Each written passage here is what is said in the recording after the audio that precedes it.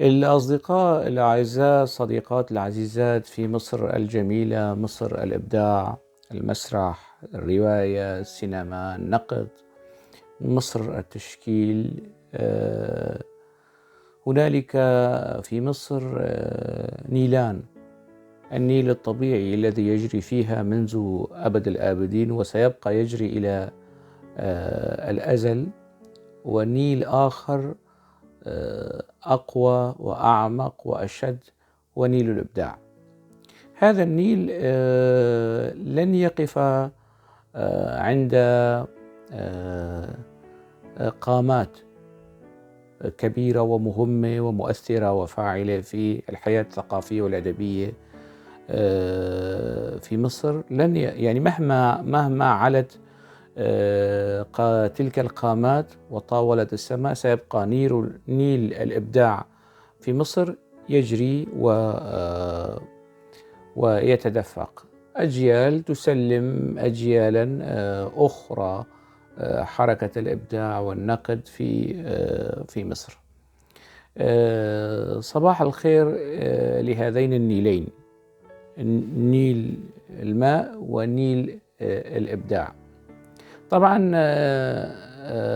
في نيل الإبداع، لماذا أقول بأنه يزداد سعة ولا تنضب مياهه؟ لأنه في كل جيل يحاول أن يضيف من كده، من عرق خياله وعرق جبينه ومن صلب إبداعه، يضيف إلى هذا النهر، وبالتالي هذا النهر سيبقى متدفقا غزيرا، يرفد ويمنح الفكرة والمتعة والمعرفة ليس فقط لأهل مصر، إنما للإنسانية.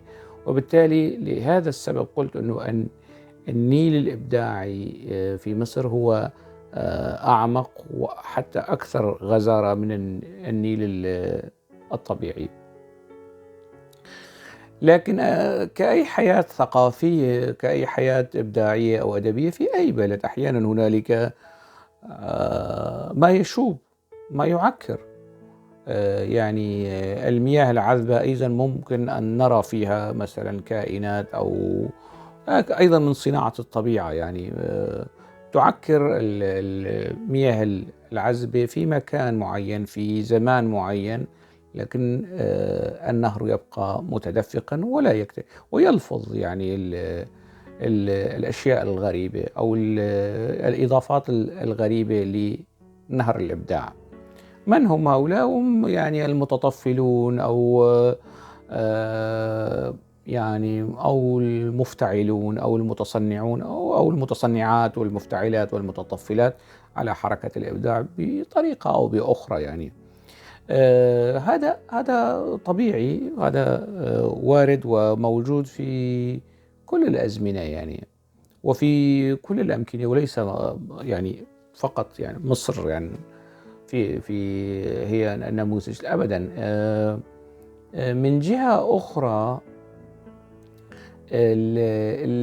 من طباع الأمور أنه الحركة النقدية والحركة الثقافية عندما ترى وتتأكد أو يعني تشتبه بوجود مشكل، عطب في مكان معين، أن تتحدث عن هذا الموضوع بجرأة وبجهارة، ويعني لا تخشى في قول الحق لومة لائم لئيم، مهما كان يعني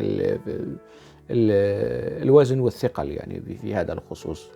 شخصيا ونحن في هذا اليوم، يعني يوم الثلاثاء 7 من حزيران يونيو 2022، كان يفترض أن يقام أو تقام في القاهرة ندوة للأستاذ الفاضل الروائي المصري طارق إمام حول روايته ماكيت القاهرة، وهذه الندوة أو النقدية أو الحوارية تم تأجيلها. بصراحة هذا خبر مؤسف.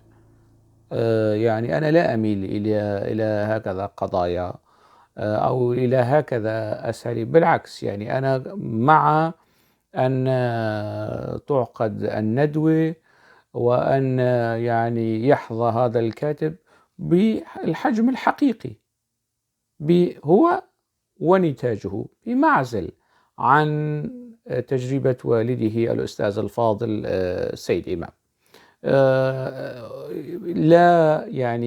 لا تتم استخدام صيغ المبالغة فيما يتعلق بالتناولات والقراءات النقدية أو على مستوى العامة. إذا افترضنا أنه القراء العاديين ممكن أن يحتفوا بكاتب معين بصيغ مبالغ فيها، هذا وارد، أو لمن لهم مصلحة شخصية مع هذا الكاتب من كتاب وكاتبات، علاقة إنسانية، تورط عاطفي، أيا زمالة، صداقة، أيا يكن، هذا أيضا من طباع الأمور.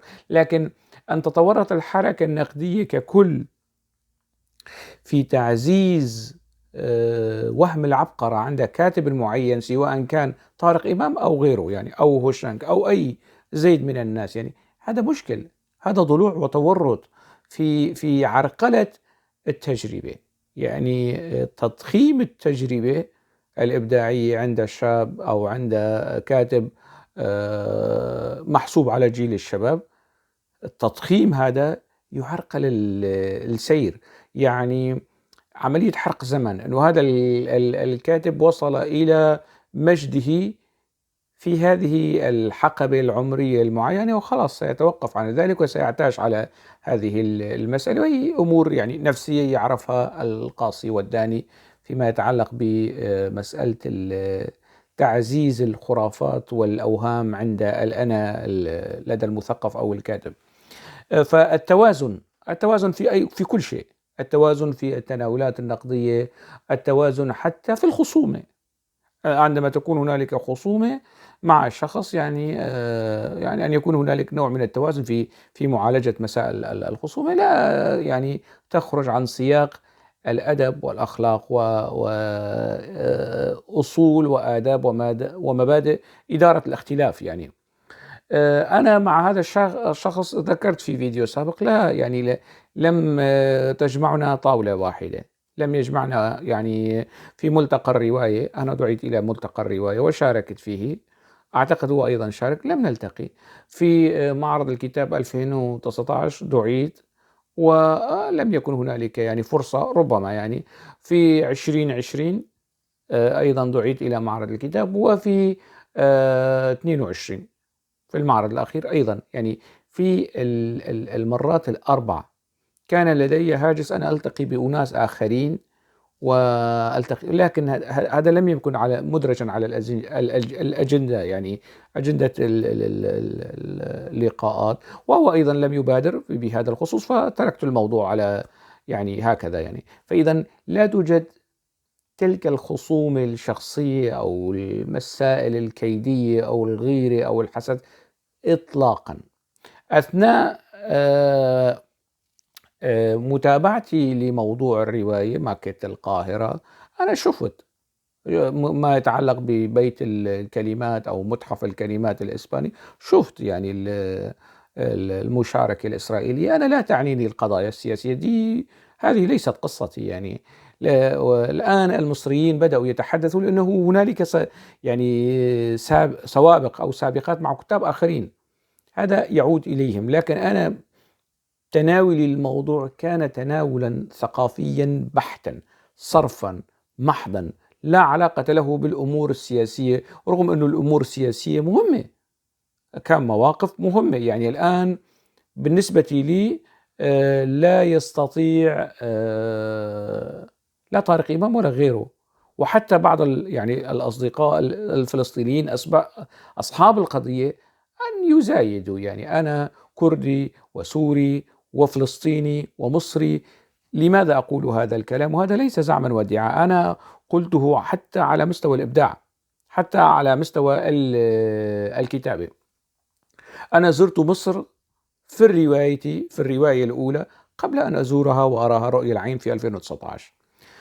زرت يعني أماكن أخرى، تونس، أماكن أخرى قبل أن أزورها في معرض الكتاب الأخير. علاقتي القضية الفلسطينية هي قضيتي على الصعيد الإنساني، على الصعيد الثقافي، على الصعيد وموقفي من إسرائيل واضح وضوح الشمس لمن يود أن يفهم ويرى.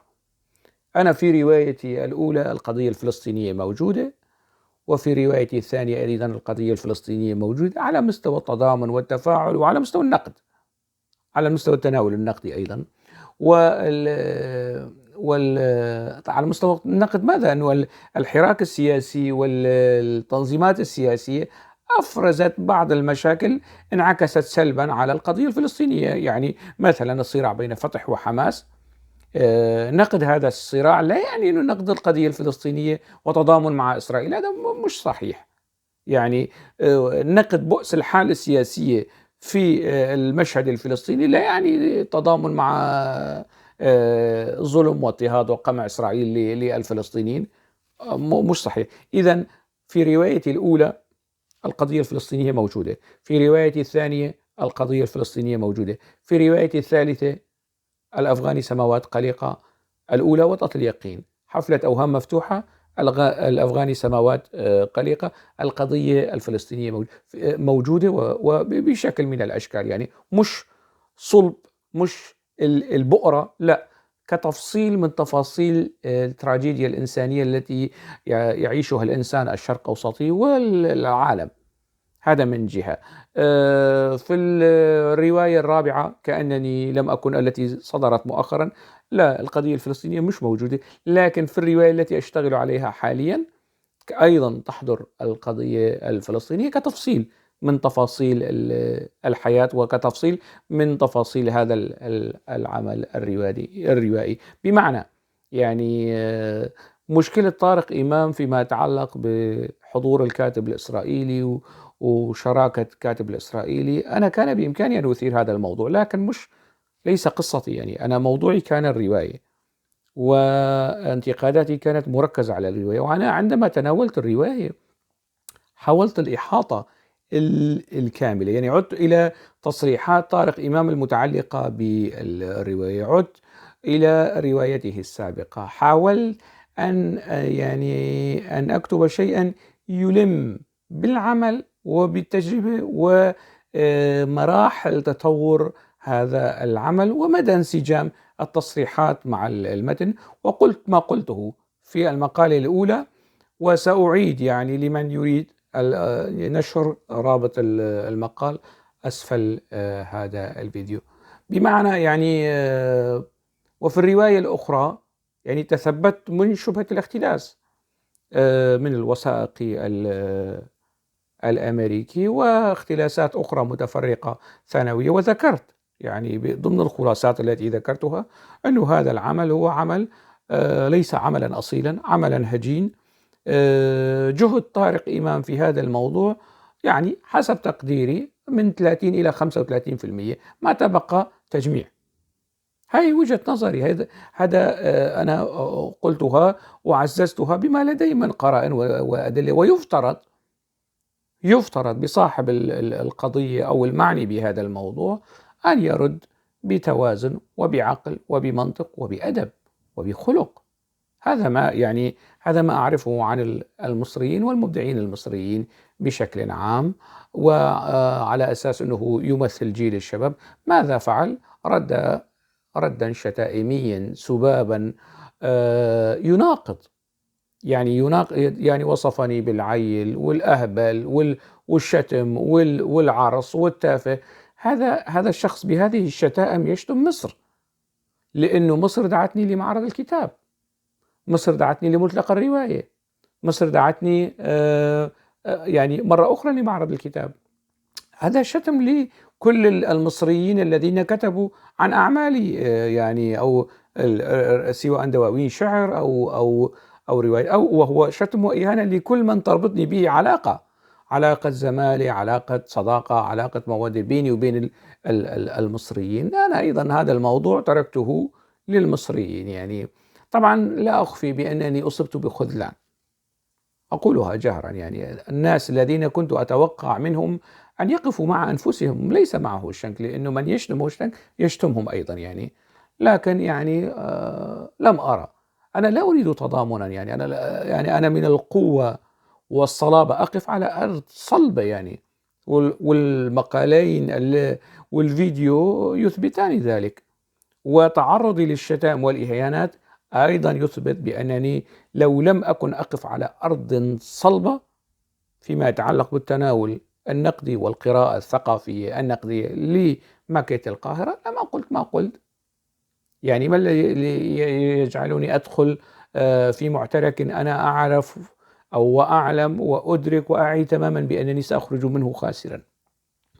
يعني بمعنى يعني لست بحاجة إلى تضامن أحد. الناس التي تتضامن مع الحق تتضامن مع أنفسها، إن كانت تعتبر نفسها يعني ميالة إلى الحق أو مناصرة للحق أو كذا. يعني أحد أمرين: إما التضامن مع الشتائم والإهانات والباطل، أو التضامن مع الحق، الحق الذي يعني ظلم بشكل أو بآخر يعني. وأنا لا أستجدي أحدا ولا يعني ولم أستنجد بأحد، فقط لأن هنالك قضايا معنية. يعني طارق إمام جر خطوط وظلال إلى المعترك وتحدث وافترى علي بأنني كنت فاسدا وعرضت عليه رشوة.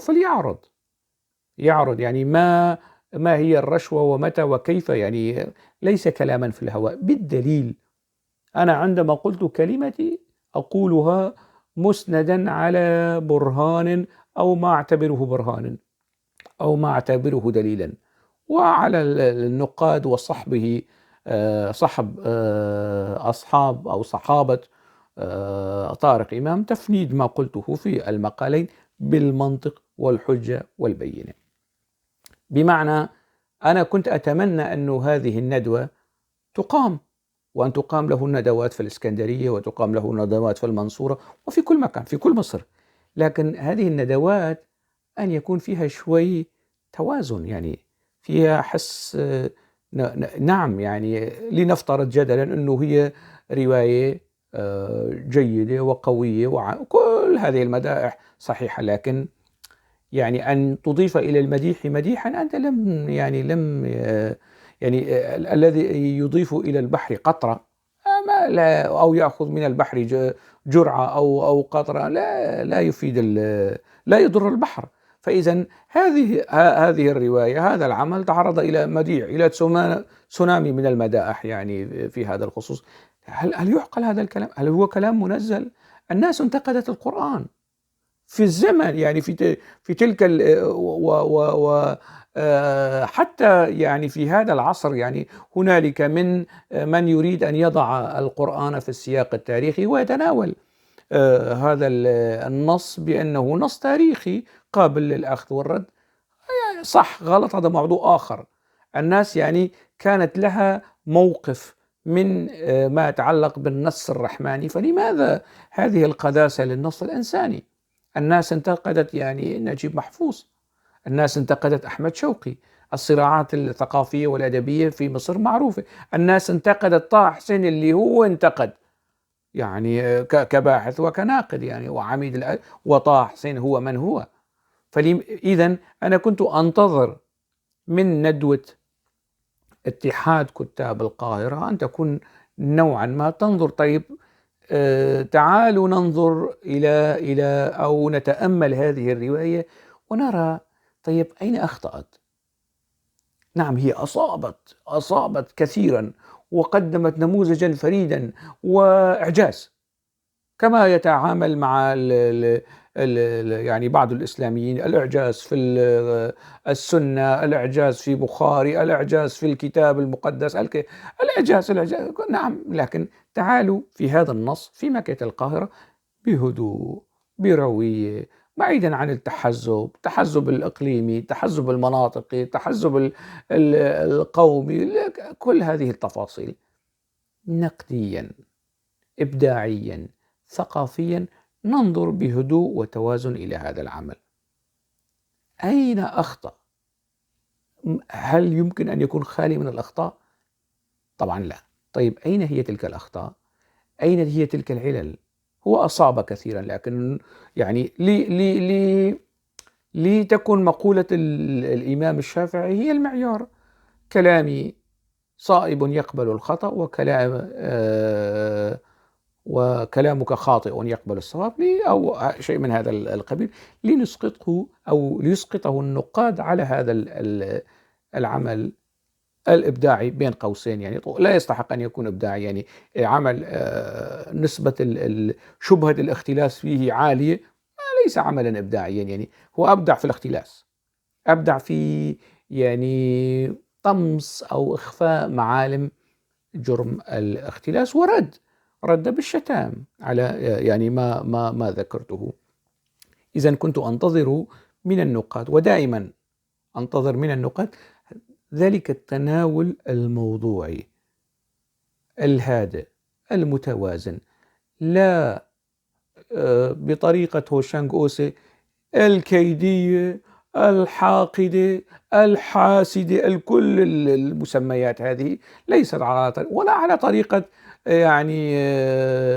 يعني طريقة تلك المدائح أو أغاني أحمد عدوية. ما كل الاحترام لأحمد عدوية، يعني مش بهذه الطريقة، لا كده ولا كده، يعني يكون في هنالك منطقة وسط في هذا أنا أنتظر من النقاد المصريين أو من تلك الندوة بالذات أن يكون تناولهم بهذه الطريقة. وطبعا هذا أمل أنا أمني النفس ولا أملي على أحد أن يتعامل مع أي عمل إبداعي بالطريقة التي أراها متوازنة. يعني إذن أنا أمني النفس بهكذا أسلوب ولا أملي. هذه المسألة يعني أنا لست مع يعني إغلاق الصفحات أو يعني تأجيل فهم منه على أنه ربما يصل إلى مرحلة الإلغاء. لا أريد. أتمنى يعني النقابة العامة لاتحاد كتاب مصر أن يراجعوا الموضوع ويفتحوا هذا الملف الإبداعي، ويعني بهدوء وروية، وللمناقشة، لا سد الأبواب ولا إغلاق الأبواب، سواء كانت اعتبارات سياسية أو اعتبارات أدبية. لاحظوا معي أنني في المقال الأول أثرت الكثير من الملاحظات والانتقادات على هذا النص على صعيد اللغة، تعامله مع المدينة، إساءته للمدينة وسكانها، تشويهها للفن واعتبار الفن على أنه سرقة والفنان أنه سارق. يعني مسألة الركاكة التي حاول أن يبررها بأنه الركاكة اللغوية، في إحدى تصريحاته طبعا، أنه الركاكة اللغوية أحيانا هي حاجة فنية تتعلق بالناس. أتمنى من الأستاذ الدكتور عادل درغام أن يفيد، أن يرد على كل هذه التساؤلات. هل هذا منطقي؟ هل هنالك في النقد ما يشفع لطارق إمام طرح هكذا تساؤلات، أو هنا يعني احتمال أو إمكانية أن تكون الركاكة اللغوية حاجة فنية في السرد في لغة الرواية؟ والدليل مش يعني دليل ألولو، لا بدليل، لا، الدليل المنطقي المنهجي النقدي العلمي المستوفي للشروط.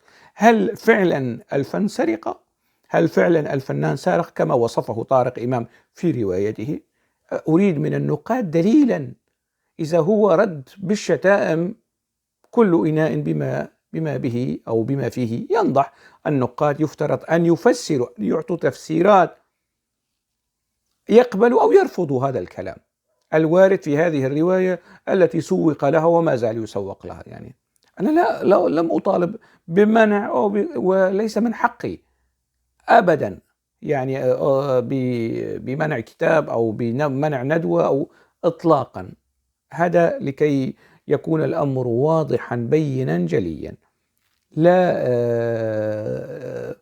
لم يكن ولن يكون هدفي مهما بلغ درجة الاختلاف مع أي شخص، يعني طارق إمام أو غيره، يعني أو الاختلاف، أكرر، الاختلاف هو اختلاف ثقافي نقدي صرف محض، فليتفضل. يعني هو أعتقد أنه انتهينا من هذا الموضوع، يعني هذا الموضوع وموقفي صار واضحا من مسألة تأجيل، وربما أقول ربما لاحقا مع الأسف الشديد إلغاء. أنا لا أعلم يعني ما ال ال ال الأساتذة الأفاضل في اتحاد كتاب وأدباء مصر ماذا سيقررون. أنا لا علم لي بهذا الخصوص إطلاقا، ويعني لا أميل إلى مسألة الإلغاء، يعني ليس فقط يعني احتراما لطارق إمام، أما احتراما للنقاد المشاركين في هذه الندوة، والذين يعني سيحاولون قراءة جزء من مقالة أو دراسة الدكتور درغم، ويعني شفت ما شفته يعني بهذا الخصوص. إجمالا أنا بهذا الخصوص في هذه النقطة اكتفيت. يعني نقطة أخرى أود أن أقولها صدقا، يعني وبكسر الهاء، لم أفوض أحدا، لا صديق لا صديقة، مصري أو عربي أو كردي أو موزمبيقي أو سريلانكي أو كائن على وجه البسيطة، لم أفوضه بالتوسط لدى طارق إمام لطي هذه الصفحة إطلاقا. الرجل نشر على حسابه انستغرام، والأصدقاء أرسلوا لي ما يعني يقول أنه أنت دخلت بجهدك فلتخرج بجهدي. طبعا أنا دخلت بجهدي طبعا، وأنا دخلت بجهدي وأنت دخلت بشتائمك، أنا دخلت بجهدي وأنت دخلت باختلاساتك، وأنا دخلت بجهدي وأنت دخلت بفبركة السكرين شوت.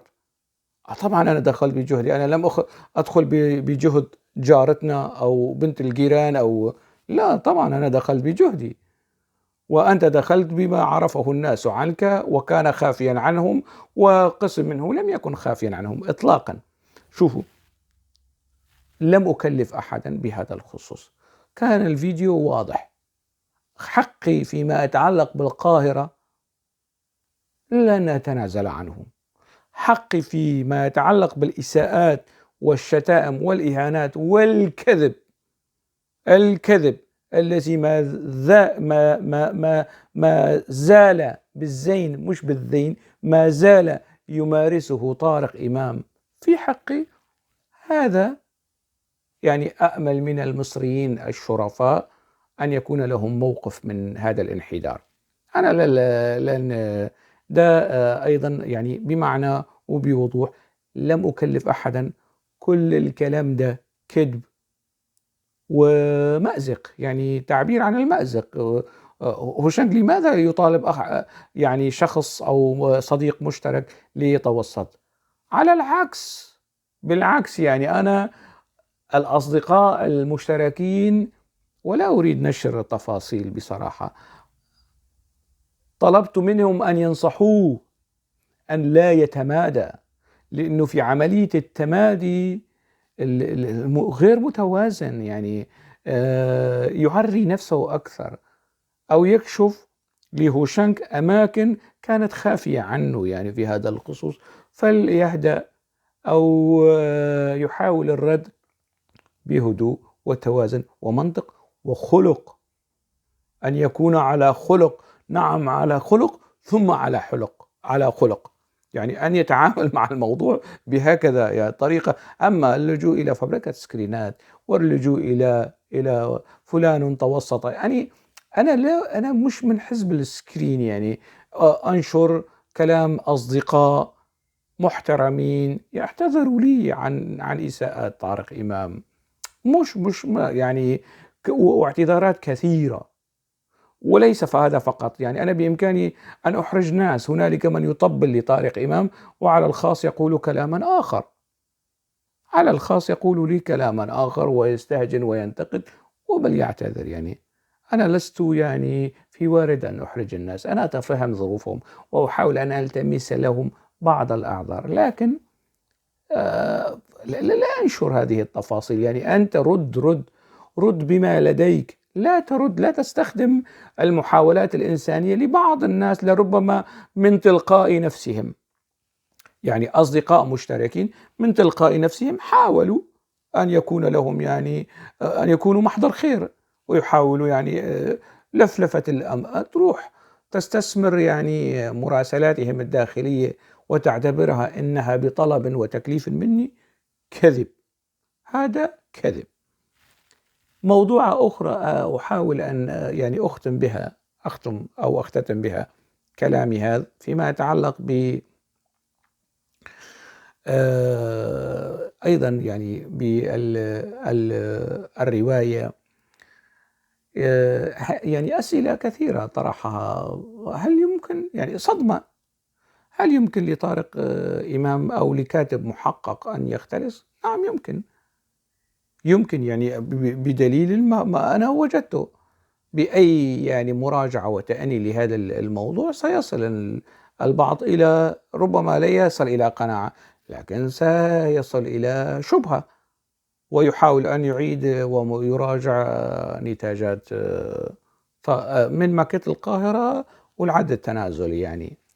فالنقطة في هذا الخصوص التي أود أن أؤكد عليها أنه هذا الرجل منح نفسه الحق بأن يحول، دعوا قضية الاختلاس وشبهة الاختلاس دعوها جانبا، منح نفسه الحق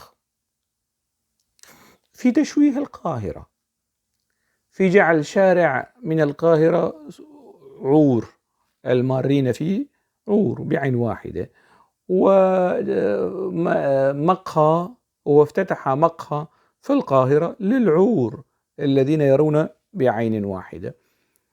ويعني عمل ماكيت للقاهرة ودمر هذا الماكيت في نهاية الرواية، داس على هذا الماكيت ويعني دمره، واختفت القاهرة، أخفاها من الوجود صارت طي العدم في الرواية. وهذا كله في إطار المتخيل الروائي والواقعية السحرية، وهذا وهم. يعني هذا يعني مفهوم الواقعية السحرية لا، مش هيك، مش كده يعني هو كيف فهم الواقعية السحرية والفانتازيا في الرواية، مش ليس هذا. منح نفسه الحق في تدمير القاهرة ولو على شكل رمزي. يعني ازاي على شكل رمزي؟ مثلا الناس عندما يعني تعترض على أمريكا واحتجاجات واعتصامات ضد السياسة الأمريكية، بيجيبوا تمثال لجورج بوش الأب أو الابن، يضربوه ويحرقوه ويسووا فيه الهوايل. الناس بيجيبوا تمثال لأريال شارون. هل قتلوا جورج بوش الأب والابن؟ لا، مسألة استهداف رمزي لزعيم أمريكا، لأمريكا ككل يعني. وهي شغلة النقد، يعني مسألة الدلالات والإحالات النقد ممكن أن يشتغل ويفكك هي المنظومة، بنية الإيحاء والرمز والدلالات في الرواية. عند الناس عندما تأتي بدمية لشارون أو لأردوغان، أو يرشقون هذه الدمية بالحجارة، بالطماطم، بالبيض، بكل حاجة، يعني ما معنى ذلك؟ هل يعني مسألة التفريغ عن الاحتقان إزاء وضع سياسي معين، حالة رمزية، كناية أو استعارة، أو يعني أي شيء يتدخل فيها الرمز فيما يتعلق بالتعبير عن واقع حقيقي بطريقة رمزية. إذن الماكيت لنتناول الموضوع على هذا النحو، طالما القصة كله خيال بخيال وإيحاءات ودلالات. مدينة عريقة تعمل لها ماكيت. في الوثائقي بتاع نتفليكس ما في السيدة الممثلة الكاتبة الأمريكية الساخرة تمشي وتتحدث وسط الماكيت، لا تدهسه. أما فيما يتعلق بموضوع القاهرة، يعني طارق إمام عن طريق وفي الرواية دهس الماكيت، دمره وبال عليه واستمنى، ويعني كل يعني هذا الخيال البشع يمنح نفسه وخياله هذا المستوى من التناول البشع، التصدير البشع لهذه المدينة الجميلة. واحد يعني قيم الحب والخير والجمال. أنا عاوز النقاد يكلموني عن قيم الخير والحب والجمال في حق القاهرة داخل هذه الرواية، وشخص يمنح نفسه هذا الحق، فلماذا يسلبنا حق انتقاده؟ لماذا يصادر حق الناس في انتقاد هذه الرواية على المستوى اللغوي، على مستوى البناء، على مستوى الدلالات، على مستوى شبهة الاختلاس، على كل هذه المستويات؟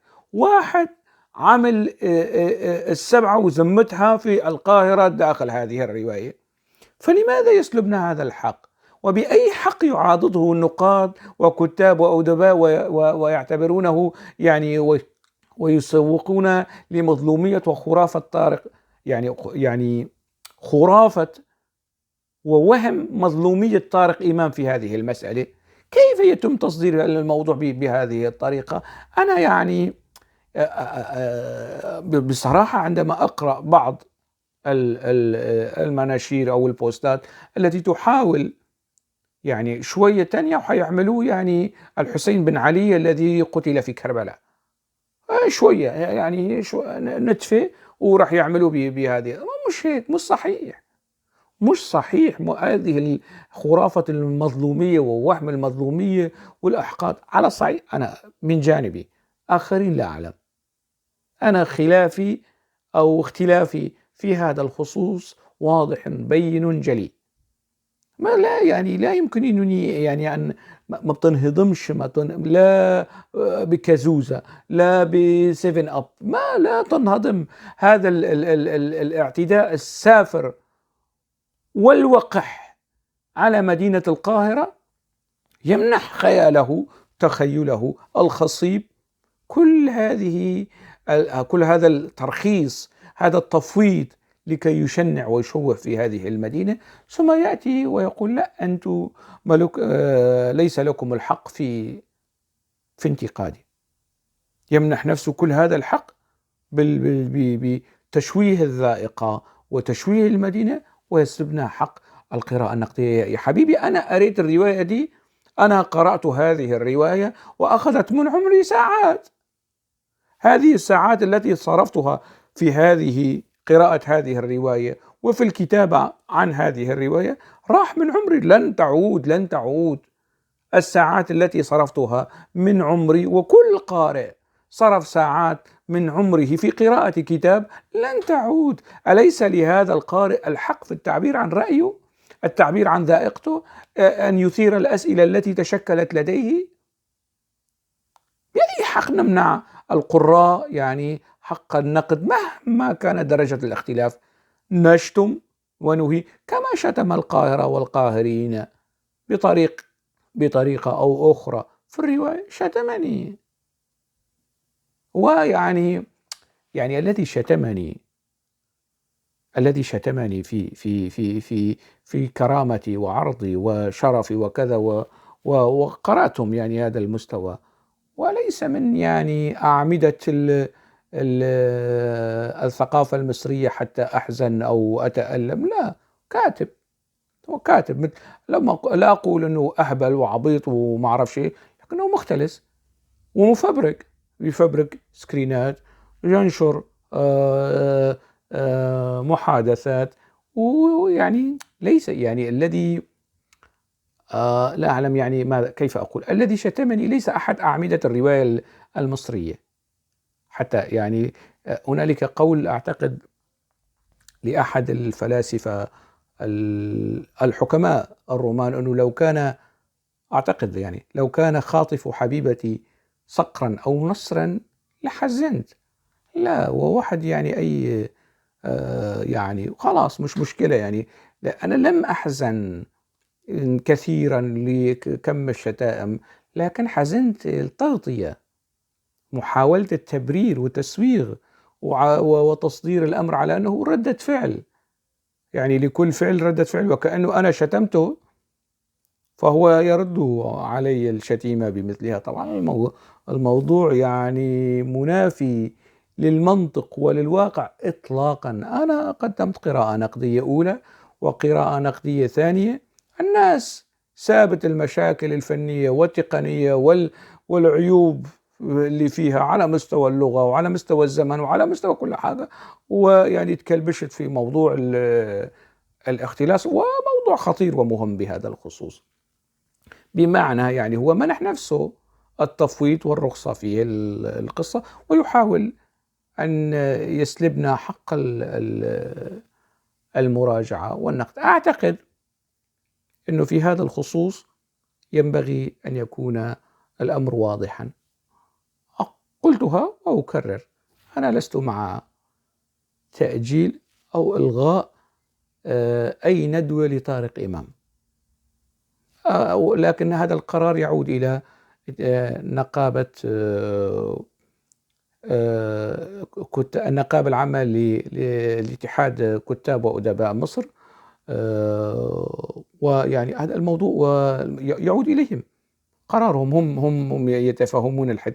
على الصعيد الشخصي أنا أقول رأيي، وجهة نظري أنه لا أميل إلى هكذا تناول، هم يميلون، هذا شأنهم يعني، وأحترم قرارهم، لكن الاحترام مع يعني لا يلغي يعني تحفظي أو عدم ميلي لهذا القرار. هذا أولا. اثنين، يعني والأهم، يعني بكرة إذا شفتوا سكرينات أو كذا وأنه والله أنا طلبت من الشخص أن يتوسط لدى طارق إمام وصلح وما صلح، أنا ليس لدي صراع. أنا عندما يعني أدخل في صراع مع كاتب أو مبدع أو شخصية مهمة أو حزب أو نظام سياسي، أنا كان لي صراع مع نظام بشار الأسد، أنتقد نظام بشار الأسد، كان لي صراع وما زال مع هذا النظام الفاشي الدموي القاتل الكيماوي المجرم وكل حاجة، نظام بشار الأسد. أنا لي تحفظات وانتقادات شديدة اللهجة ونظام أردوغان، النظام الفاشي الأخواني الرجعي الكارثي الكيماوي المجرم. أنا لي يعني أقول عندما أصطفي الخصوم أعرف كيف أصطفيهم، هو ليس يعني لازم هو واللي يتشدله يعني يفهموا هذه المسألة، إنه أنا لا أدخل في خصومة مع أي كان، يعني ليست بيني وبينه خصومة، ولم أشتمه حتى يعني أرسل للناس أن في مفاوضات وتوسطات والكلام ده كله عاري عن الصحة إطلاقا، قولا واحدا. والذي يعني والذي نفسي بيده، إن أتاني أحدهم بدليل أنه لا يا هوشنج أنت وسطتني وأنت كلفتني، وأبرز الدليل من الكتاب والكذا كذا كذا، وصاحب المنشور أو المراسلات أو صاحبة يعني ويثبت لي بأنه أنا طلبت وساطة أو توسط في هذا الخصوص، سأعتذر من الوسيط أو الوسيطة أو ومن طارق إمام أيضا. هذه أيضا نقطة أخيرة أيضا قلتها وأكرر، إذا ثبت لي، أنا عندي هذه الشجاعة، عندي شجاعة الاعتذار، إذا ثبت لي بالدليل القطعي الدلالة والثبوت أنه الملاحظات التي ذكرتها فيما يتعلق بالاختلاس، فيما يتعلق بالأمور التقنية والنقدية، بأنها لم تكن صحيحة، قلتها وأكرر، سأقدم اعتذارا رسميا شديد اللهجة من طارق إمام ومن والده الأستاذ سيد الإمام ومن كل المشهد الثقافي المصري. كلامي واضح؟ أتمنى أن يكون واضحا وبصراحة أكثر من وضوح كده، أنا ما عنديش. وخير ما أقوله في هذا الفيديو واختتم به هي مقولة لجان جاك روسو: لا أعرف كيف أن أكون واضحا أكثر مع من لا يجيد الانتباه. كلامي دلوقتي واضح وصريح، ونقطة أتمنى أن يكون هذا الفيديو هو الفيديو الأخير اللي أتناول فيه هذه القضية، والآن هي ليست قضيتي، أنا قلت ما قلت، الآن هي قضية الرأي العام المصري، قضية أدباء مصر يفتون ويقولون ويقررون ما يشاءون وما يرونه مناسبا لهم ولطارق إمام وللقاهرة ولنهر الإبداع المصري، لنيل الإبداع المصري. دمتم بخير.